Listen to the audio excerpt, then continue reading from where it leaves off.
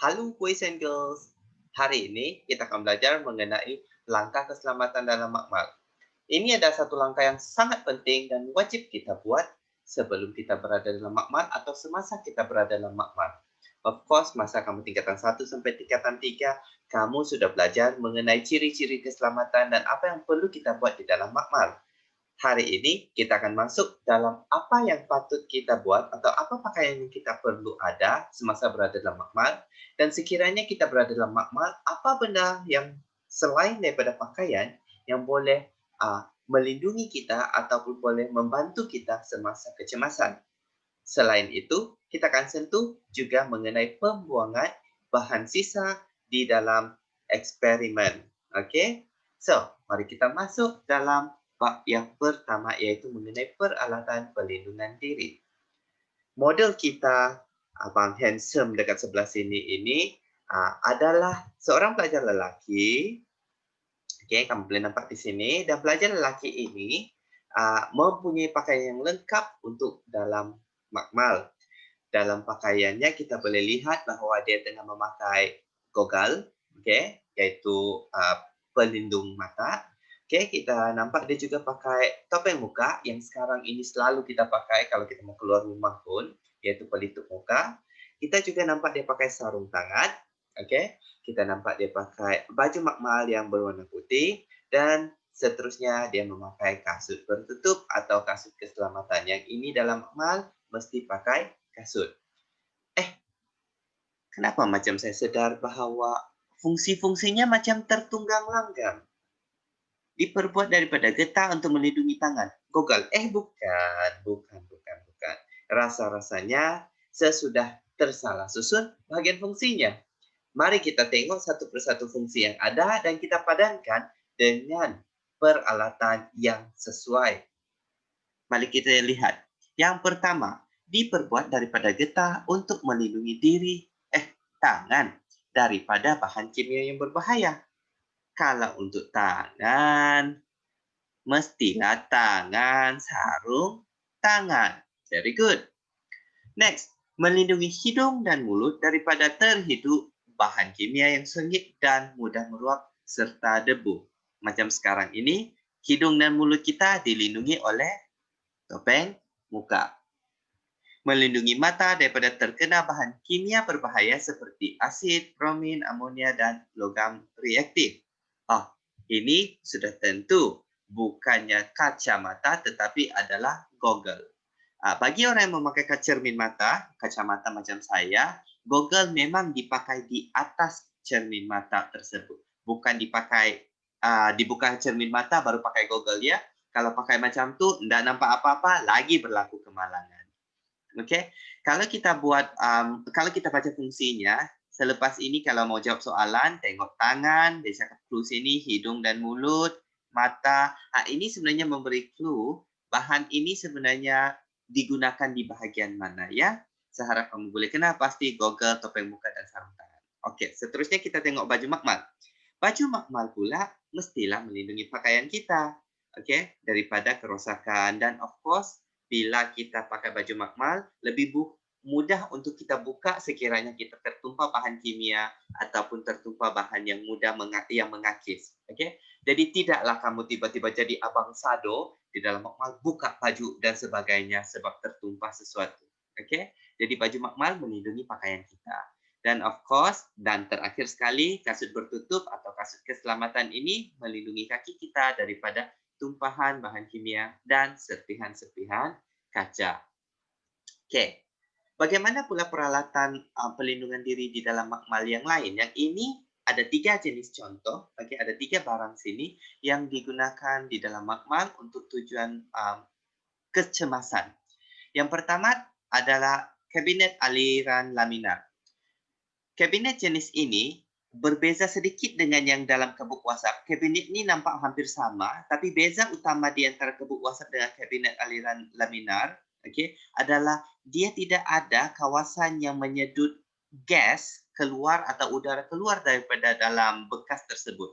Kabinet ini cuma tujuannya untuk menutup dan menyimpan barang di dalam situ, dan biasanya kita guna kalau kita ada sampel-sampel baik yang ada bakteria, mikrobiologi, kita simpan di dalam untuk tujuan dia tidak tersebar dan berlakunya kontaminasi di luar makmal. Jadi kalau sekiranya kita ada sampel barangan yang kultur bakteria ataupun uh, fungus dan sebagainya, semua ini kita kena masukkan dia di dalam kabinet aliran laminar. Ni tersasul-sasul pula. Okey, kebut wasap pula digunakan untuk menjalankan eksperimen yang berkaitan dengan gas. Gas seperti yang mudah meruap, okey, yang maksudnya boleh jadi gas, okey. Mudah terbakar, ini garanti mesti masuk dalam situ supaya apinya tidak keluar, okey. Bahan-bahan yang beracun, menghakis dan berbau. Ini tujuan supaya semua bahan kimia yang berbahaya ini diserap keluar terus keluar makmal, okey. Penyiram kecemasan, okay, ini bahan yang ketiga, iaitu penyiram kecemasan dan juga pembilas mata. Kedua-dua ini dibina sekali sebab dia dia menyiram air dan dia membolehkan kita membersihkan badan dan mata kita sekiranya kita terkena bahan kimia dengan cepat. Okey. Tuas ini, okey, kalau kita tarik, sinilah tempat keluar air yang untuk penyiram kecemasan. Okey. Bukan guna untuk mandi, guna untuk kecemasan sahaja. Dan untuk membilas mata ini, tujuannya sekiranya kalau ada terpercik, okey, mungkin kamu pakai goggle sudah tapi dia terpercik juga, maka kita buka goggle kita, kita bilas mata kita menggunakan pembilas mata. Untuk tempat soket dia atau bukan soket, pilihnya berada di kawasan sini. Okey, pilihnya berada di kawasan sini dan ini adalah kecemasan jadi biasanya dia memang berada di belakang. Tapi kalau sekiranya kamu terkena bahan kimia juga biasanya memang terus ada sinki, cucilah terus. Takkan mau juga pergi penyiram kecemasan, mau juga cari pembilas mata. Ada sinki, guna terus. Tapi bila masuk sinki, kita kena berhati-hati sebab bukan semua bahan sisa daripada eksperimen boleh dibuang ke dalam sinki. Okey, ada yang boleh dan ada yang tidak boleh. Jadi, jangan kita main buang sembarangan. Mari kita lihat apa contoh barangan atau contoh bahan-bahan yang boleh dibuang dan apa contoh bahan yang tidak boleh dibuang. Okey? Wah, banyaknya pula. Contoh bahan yang boleh dibuang dalam sinki, sikit pula. Pertama, cecair atau larutan berkepekatan rendah dan tidak berbahaya. Okey? Dan yang kedua, bahan-bahan yang neutral. Dan akhir sekali, asid dan alkali lemah yang dalam lingkungan 5 ke 9 untuk bacaan meter pH. Okey? 5 ke 9. Bahan yang tidak boleh dibuang dalam sinki ini, kenapa pula tidak boleh buang? Jawapannya senang saja. Sebab bahan-bahan ini boleh menyebabkan pencemaran alam sekitar serta boleh berlakunya bahaya kepada hidupan sama ada haiwan, tumbuhan, malah kepada manusia secara tidak langsung. Jadi apakah contoh bahan yang tidak boleh dibuang dalam sinki? Banyak. Tetapi yang kamu perlu ingat dan wajib kamu tahu adalah sisa pepejal. Okey, sisa-sisa yang berkaitan dengan pepejal seperti bahan toksik, logam berat, bahan sisa organik, bahan reaktif, bahan buangan radioaktif, semua yang dalam bentuk pepejal jangan buang dalam sinki.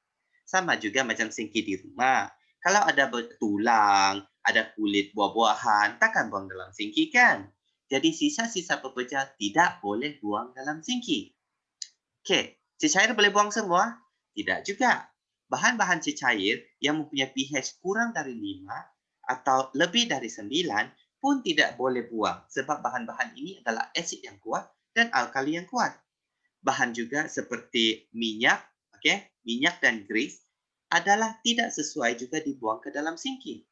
Sebab benda ini boleh menyumbatkan sinki dan seterusnya menyebabkan masalah kepada kita. Pelarut organik seperti thinner, spirit boleh melarutkan pipe itu dan seterusnya berlubang sinki kita. Okey? Dan akhir sekali bahan mudah meruap lagilah tidak boleh dibuang. Kalau sekiranya ada bahan-bahan ini yang kamu rasa tidak tahu mau buang di mana, mau rujuk sama siapa? Mau tanya sama siapa? Pertama, jangan buat sembarangan, tanya sama guru sains kamu. Bila kamu tanya dengan guru sains kamu, of course, ada sebahagian daripada barang ini akan dikumpulkan sebelum dibuang dan perlu diproses sebelum dibuang. Okay, sisa biologi perlu diproses sebelum dibuang. Okay, jadi bagaimana menguruskan benda ini? Bagaimana mau membuangnya dengan selamat? Itu kita akan berada dalam kelas yang seterusnya, yang mana saya akan terangkan dengan lebih lanjut berkenaan dengan bagaimana melupuskan sisa-sisa biologi, okay, seperti bangkai haiwan, okay, dan juga bagaimana untuk menguruskan kemalangan sekiranya berlaku di dalam makmal. Okay, itu saja untuk kelas kita pada hari ini. Sekian dan terima kasih.